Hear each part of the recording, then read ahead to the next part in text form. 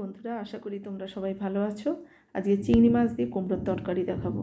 প্রথমে কড়াইতে আমি সর্ষের তেল নিয়েছি, তার মধ্যে কিছুটা হলুদ গুঁড়ো দিয়ে আগে থেকে কেটে রাখা কুমড়োগুলোকে আমি লাল লাল করে ভেজে নেব।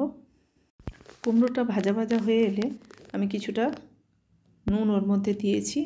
দুটো মিডিয়াম সাইজের আলু ডুমো ডুমো করে কেটে আমি একটা প্রেসার কুকারে হুইসেল দিয়ে নামিয়ে রেখেছি।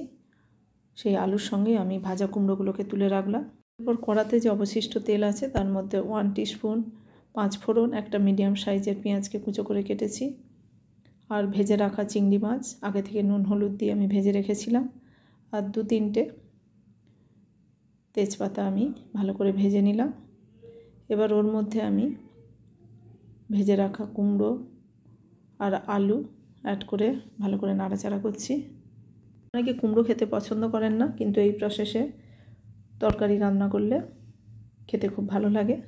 এবার আমি ওর মধ্যে হাফ বাটি জল দিয়ে আলু আর কুমড়োটা সেদ্ধ হতে সময় দিলাম, আর কিছুটা লঙ্কা গুঁড়ো আর হলুদের গুঁড়ো পরিমাণ মতো আবার যোগ করলাম। কিছু সময় ওটা ফুটতে লাগবে। রান্না হয়ে এসেছে, হয়ে এলে আমি ওর মধ্যে পরিমাণ মতো চিনি দিয়ে নামিয়ে নেব।